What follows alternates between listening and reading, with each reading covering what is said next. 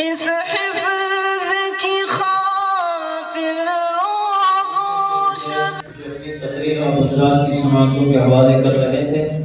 آئیے اس کے بعد سید صدیق و سید اکبر شعبہ حفظ میں نے دعوت دیتا ہوں کہ بھائی اپنی تقریر حضرت سیدنا علی المرتضیٰ رضی اللہ تعالی عنہ اس عنوان پر پیش کرنا ہے. سید صدیق سید علیکم ورحمۃ اللہ وبرکاتہ.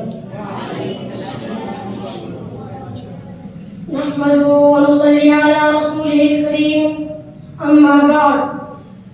صدر محترم، معزز اساتذہ اکرام، حکم صاحبان، معزز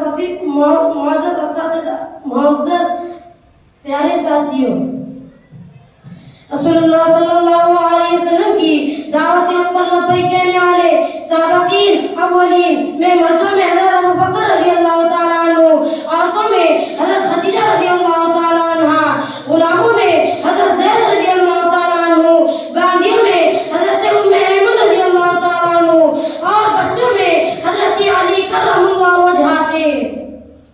امیر المؤمنین حضرت علی کرم اللہ وجہ امیر المؤمنین حضرت علی کرم اللہ وجہ رسول اللہ صلی اللہ علیہ وسلم کے سگے چاچا ابو طالب کے بیٹے. ابو طالب کی وفات کے بعد حضور صلی اللہ علیہ وسلم کی تربیت میں رہے.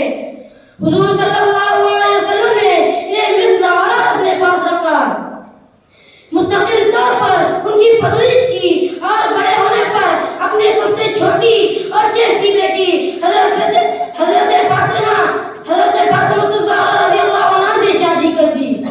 مگر حضور صلی اللہ علیہ وسلم نے کسی سے بھی ان کی شادی نہ کی، اور حضرت علی مرتضیٰ رضی اللہ عنہ کو اس شرط سے سرفراز فرمایا. ہجرت کی رات حضور صلی اللہ علیہ وسلم نے اپنے بستر پر اپنی چادر اڑا کے حضرت علی کو لٹایا تھا. کفار مکہ کی جو امانتیں حضور صلی اللہ علیہ وسلم کے پاس تھی وہ بھی حضرت علی کو دے دی کہ امانت والوں کی امانتیں دے کر مدینہ منورہ آ جائے. چنانچہ لوگوں کی امانتیں واپس کر کر حضرت علی بہت جلد مدینہ منورہ پہنچ گئے. صحابہ اکرام رضوان اللہ اجمعین میں جو لوگ اعلیٰ درجے کے فصیح و بلیغ اور اعلیٰ درجے کے خطیب تھے، ان میں حضرت علی رضی اللہ تعالیٰ عنہ کو بہت نمایاں مقام حاصل تھا. شجاعت و بہادری اور جفا کشی و پامردی میں آپ کا جواب نہ تھا. قوت فیصلے اور صلاحیت خطہ میں بھی آپ کی نظریں نہ تھی. حضرت عثمان رضی اللہ تعالیٰ عنہ کی شہادت کے بعد خلافت راشدہ کی ذمہ داری آپ کے سپرد ہوئی، اور آپ نے اسے بحسن خوبی نبھایا. خود غزوہ خیبر کے موقع پر جب مسلسل محاصرے کے باوجود فتح نہیں ہو رہی تھی، ایک دن رسول اللہ صلی اللہ علیہ وسلم نے ارشاد فرمایا، کل میں یہ جھنڈا اس شخص کے ہاتھ میں دوں گا جس شخص کے ہاتھ پر اللہ فتح دے گا، اور اللہ اور اس کے رسول صلی اللہ علیہ وسلم سے محبت کرتا ہے، اور اللہ اور اس کے رسول اس سے محبت کرتا ہے. جب صبح ہوئی تو ہر ایک یہی امید کرتا تھا کہ وہ جھنڈا اسے دیا جائے، لیکن حضور صلی اللہ علیہ وسلم نے ارشاد فرمایا کہ علی کہاں ہے؟ لوگوں نے بتایا کہ ان کی آنکھیں دکھ رہی ہیں. حضور صلی اللہ علیہ وسلم نے فرمایا انہیں بلاؤ. حضرت علی رضی اللہ تعالیٰ عنہ بلائے گئے. حضور صلی اللہ علیہ وسلم نے ان کی آنکھوں میں اپنا لعاب مبارک لگا دیا. فوراً تکلیف دور ہو گئی اور حضرت علی رضی اللہ تعالیٰ عنہ اچھے ہو گئے. پھر حضور صلی اللہ علیہ وسلم نے وہ جھنڈا حضرت علی کو دے دیا. پھر حضرت علی رضی اللہ تعالیٰ عنہ کی سرکردگی میں اللہ تعالیٰ نے خیبر کو فتح کر دیا. غزوہ تبوک کے موقع پر حضور صلی اللہ علیہ وسلم نے حضرت علی رضی اللہ تعالیٰ عنہ کو مدینہ منورہ میں اپنا جانشین بنایا. خود غزوے میں تشریف لے گئے.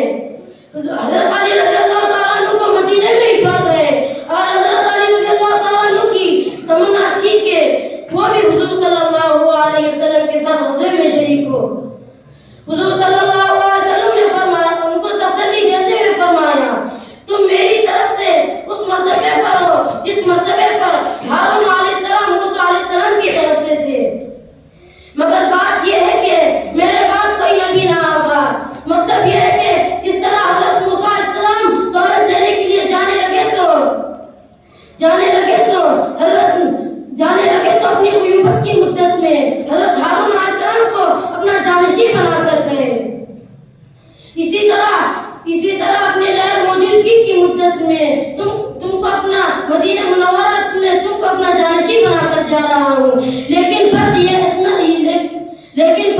یہ ہے کہ حضرت موسیٰ علیہ السلام کے جانشین حضرت ہارون علیہ السلام نبی تھے اور تم نبی نہیں ہو، کیونکہ میرے بعد کوئی نبی نہ ہوگا۔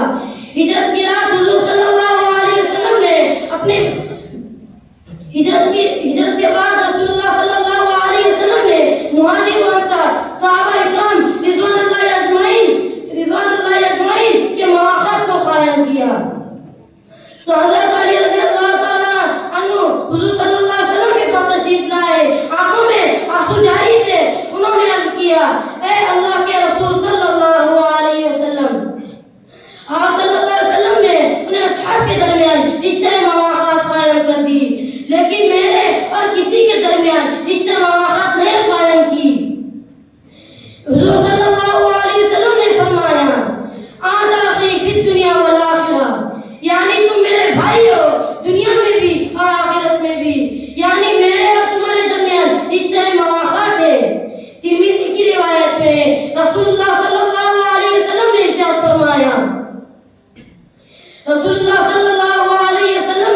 فرمایا، بے شک علی رضی اللہ تعالیٰ عنہ مجھ سے ہے اور میں علی رضی اللہ تعالیٰ عنہ سے ہوں، اور وہ ہر مومن کے دوست ہے۔ حضرت علی رضی اللہ تعالیٰ عنہ سے محبت وہی کرے گا جو مومن ہوگا، اور حضرت علی رضی اللہ تعالیٰ عنہ سے بغض وہی رکھے گا جو منافق ہوگا۔ اللہ تعالیٰ ہم تمام مسلمانوں کو اپنے حبیب صلی اللہ علیہ وسلم کے طریقے پر توفیق عطا فرمائے۔ یہاں اپنی ایک شعر کے ساتھ بات ختم کرنا چاہتا ہوں۔ مصیبت کا بھی ایک مقصد ہے دنیا کے حوادث میں، مصیبت کا بھی ایک مقصد ہے دنیا کے حوادث میں کہ ایک ٹھوکر لگے اور آدمی ہوشیار ہو جائے۔ یہاں اپنی بات ختم کرنا چاہتا ہوں۔ وآخر دعوانا الحمدللہ رب العالمین۔